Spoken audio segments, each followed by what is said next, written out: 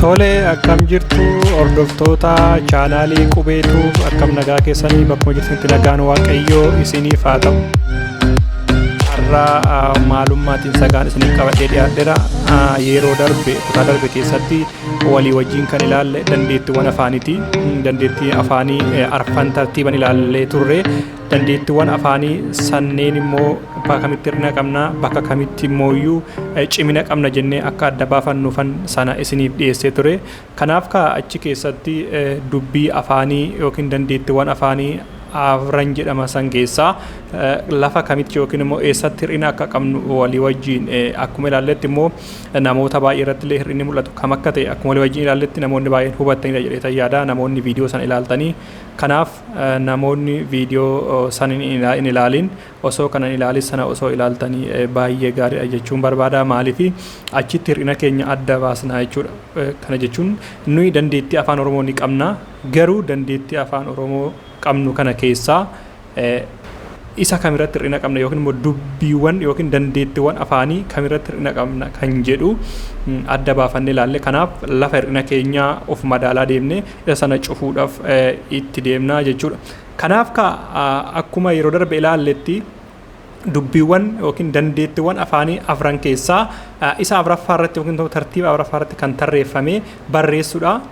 Egaa afaan Oromoo keessatti namoonni baay'een akkuma ilaallu dandeettii barreessuu afaan Oromoo yookiin immoo afaan Oromoo qixa sirriin qubeessuu irratti namoonni baay'een keenya hir'ina cimaa qabna jechuudha. Yookiin hir'ina baay'ee guddaa ta'e, hir'ina nama yellaasisu, hir'ina nama qaanessu qabna jechuudha. Kanaaf anillee sababniin gama kanatti xiyyeeffadheef immoo gama barreessuu kana xiyyeeffadheef hamma danda'ameen rakkina kana walii wajjin furuuf akka dandeenyudha. Kanaaf anillee har'a barreessuuf kan ta'u yookiin immoo barreeffama afaan tokko yookiin immoo afaan Oromoo keessatti jechoota afaan Oromoo qixa sirriin barreessuudhaaf xiinxala sagalee yookiin immoo xiinsaga beekuu qabnaa jechuudha. Kanaaf anillee waa'ee xiinsaga yookiin immoo xiinxala sagalee isiniif qabadhee dhiyaadhe. Haa ta'u har'aaf seensa qofa ilaalla. Kana jechuun jalqaba maalummaa xiinsaga jechuun maal jechuudha kan jedhu walii wajjin ilaalle. Yeroo itti aanutti immoo keessa gadi buunee akkamitti sagalee xiinxallee adda baafannee sagalee jabaa, sagalee laafaa, sagalee dheeraa fi sagalee gabaabaa akkamitti adda baafannee akka barreessuu dandeenyu walii wajjin ilaallaa jechuudha. Kanaaf na duuka bu'aatii na hordofaa. Akkasumas immoo namoonni chaanaalii kanaaf haaraa taatan sabiskiraayib, sheer, laayik gochuu hin dagatinaa.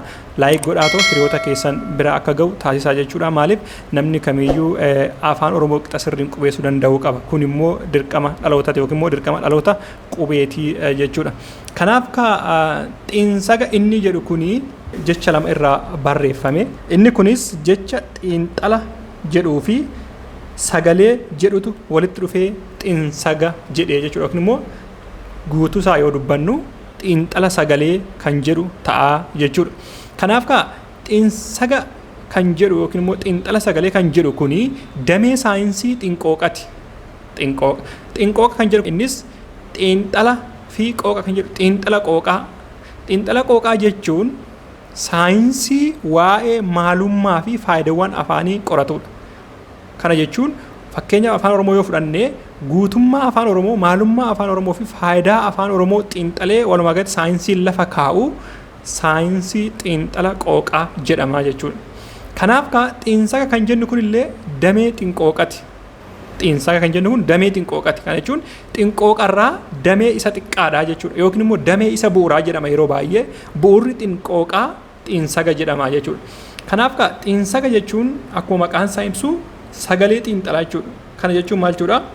Xiinsaga jechuun damee saayinsii xinqooqaa ta'ee kan sagaleewwan dubbii afaan Oromoo sagaleewwan dubbii kan biroo irraa yookiin sagaleewwan kan biroo irraa adda baasee kan qoratudha jechuudha. Kana jechuun naannoo keenya sagaleewwan uumaman baay'eetu jiru.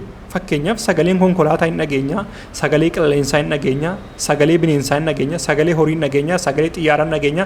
Sagaleewwan baay'ee jira naannoo keenya keessatti sagaleen uumaman jechuudha. Garuu sagaleen kun hundumti isaayyuu tokkoo miti. Kanaaf xiinsaga kan jennu kun sagaleewwan dubbii sagaleewwan kan biroo kan naannoo keenyatti uumaman kanarraa adda baasee qorataa jechuudha. Adda baasee nutti himaa jechuudha.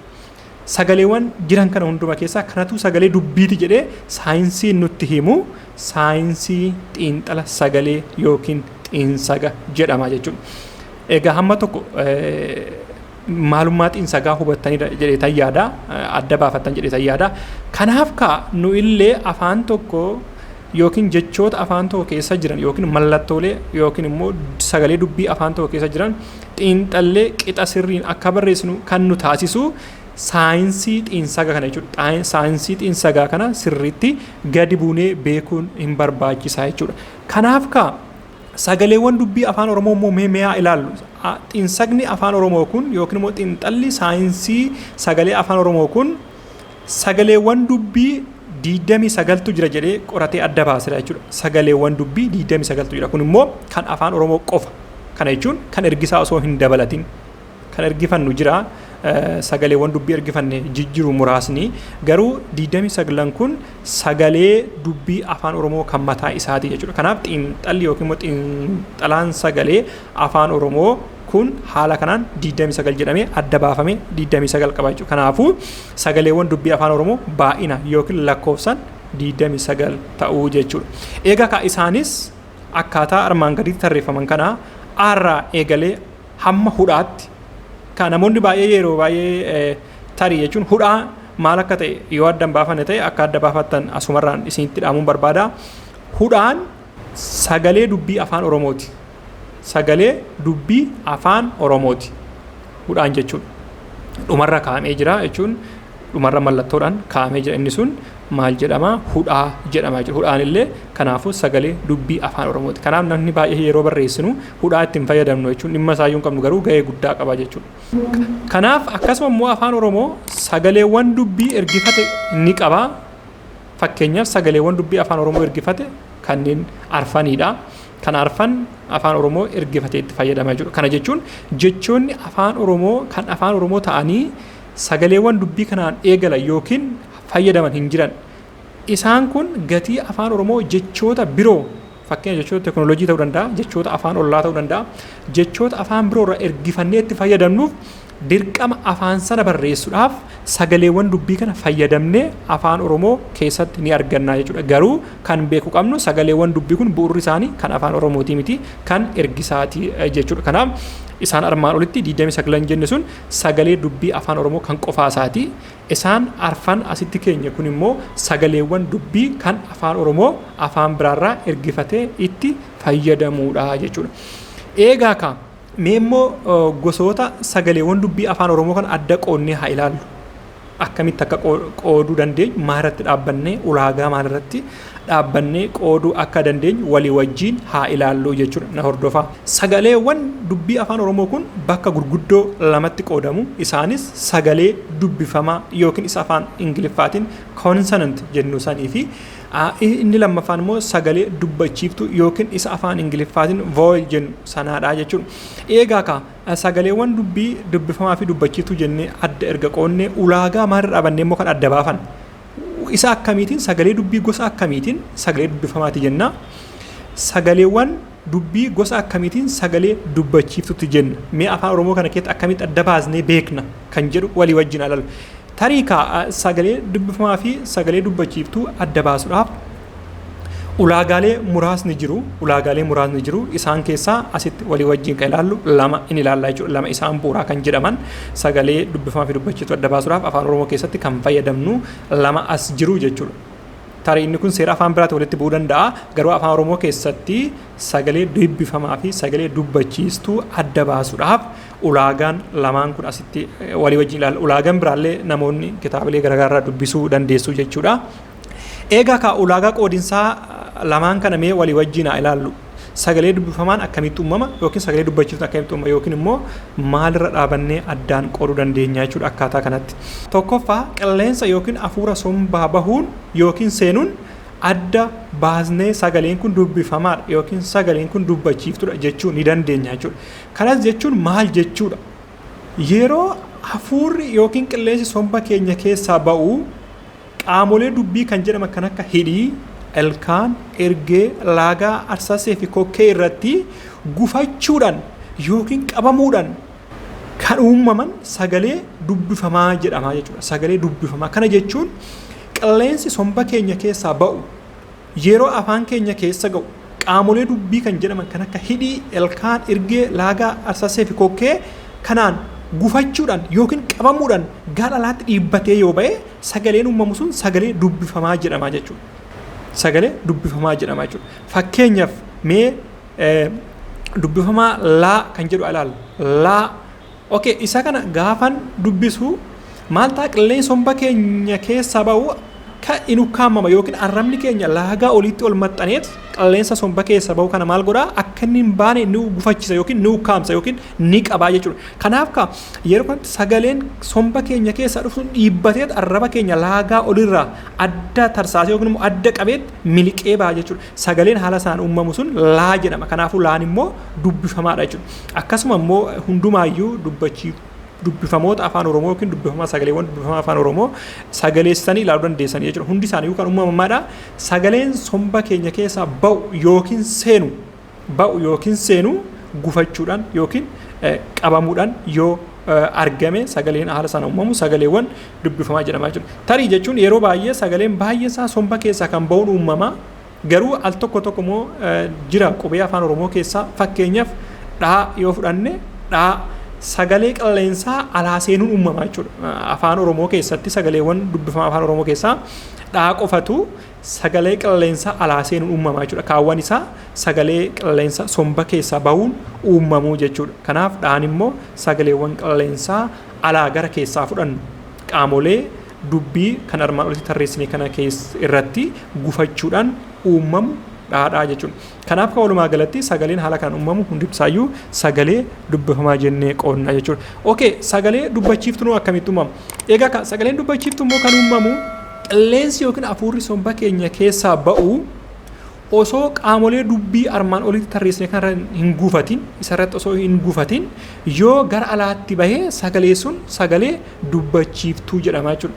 Kana jechuun qilleensi somba keenya keessa dhiibbatee dhufe akkuma dhufetti qaamolee dubbii kanneen osoo hin gufatin osoo hin qabamin gara alaatti bahaa jechuudha. Fakkeenyaaf gaafa jennu sagaleen yookiin qilleensi somba keenya keessaa dhufu gufuu tokko malee gara alaatti bahaa jechuudha. Kanaaf isaan haala kanaan uumaman immoo dubbachiiftota jedhamu jechuudha. Kanaaf ulaagaa qilleensa yookiin immoo hafuura somba keenya keessaa bahuun haala kanaan ilaaluu dandeenya. Okay, ulaagaa lammaffaan immoo kamitti dubbifamaa yookiin dubbachiiftu jennee gargar qoonna jennee walii wajjin haa ilaallu.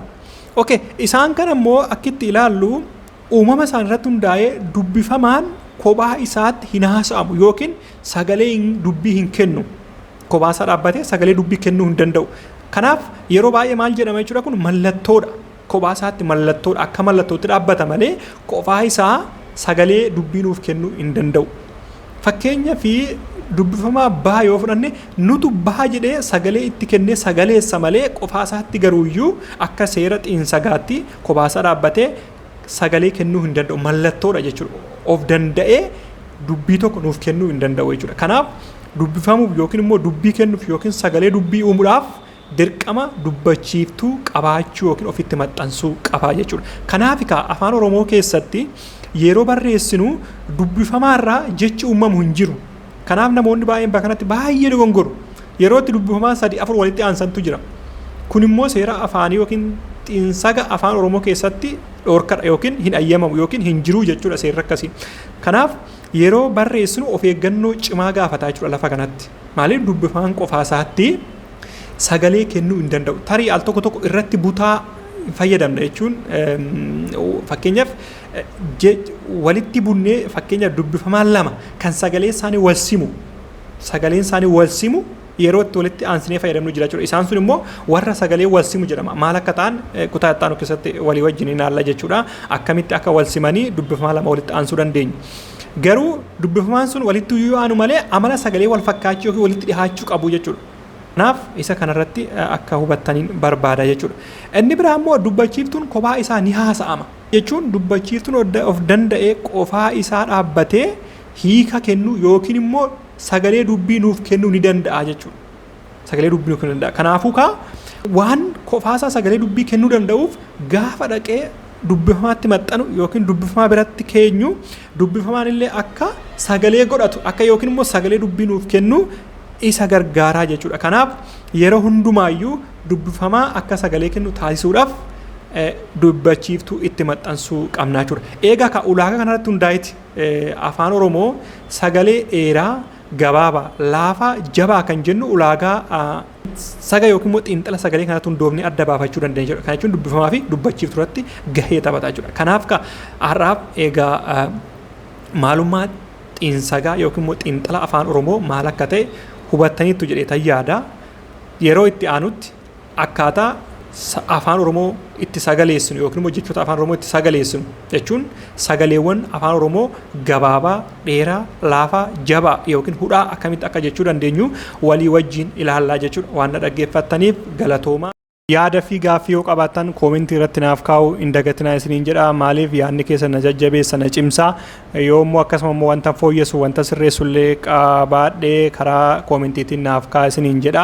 Akkasumas immoo namoonni haaluma kanaan immoo dhalootaaf hojjechuu barbaadan yookiin immoo dhaloota akka caccabuu qubee afaan Oromoo oolchinuuf hojjechuu barbaadan kallattii liinkii diskiripshinii viidiyoo koo jala kaa'uun qunnamuu dandeessu karaa fuula feesbuukii yookiin immoo karaa teelegiraamii yookiin waasaappillee sooshaal miidiyaa kamiyyuu qunnamuu dandeessu isiniifan ka'a liinkii jechuun kaayyoon koo tokkoof tokko innis dhaloota amma jiru kana qubee afaan Oromoo sirreessee qubeessuu akka danda'u taasisuudha.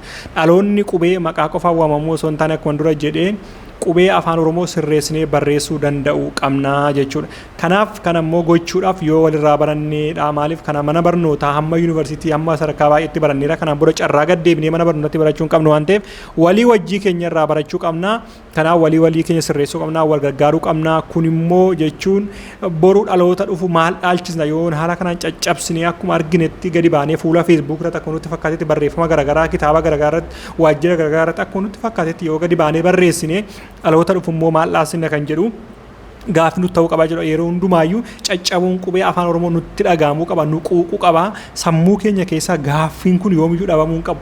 Afaan Oromoo yoomiin sirreesse qubeessa kan jedhu gaaffii kee keessaa dhabamuu hin qabu jechuudha sammuu keessaa. Maaliif ati dhaloota barateedha, namni quba sitti qaba, ati nagartu garuu immoo quba baay'ee gara keetti qabama. Maaliif waan ati barreessu namni ilaale jechuudha. Dhaloonni sirriitti sirreessee qubeessuu danda'u baay'ee jira. Akkasuma immoo garuu harki caalaan 100% ol kan ta'u afaan Oromoo sirreesseen qubeessu.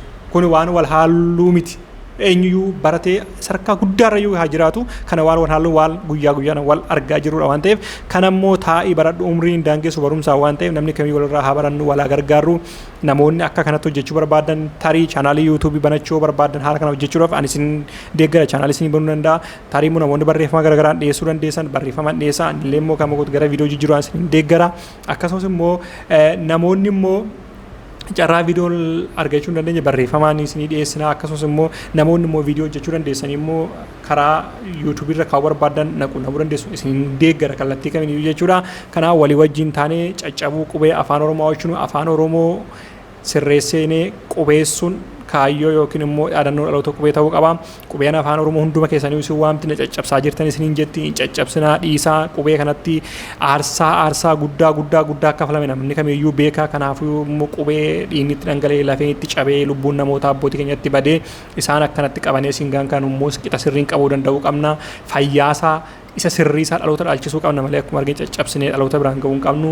Kanaaf waan dhaggeeffataniif galatooma. Namoonni immoo chaanaalii kanaaf haaraa taatan sabiskiraayib godhaa, sheer godhaatoo hiriyoota keessan biraan gahaa, laayik godhaa isiniin jedha. Waan dhaggeeffataniif galatooma. Yeroo gaarii yeroo itti aanutti viidiyoo biraatiin walitti deebina.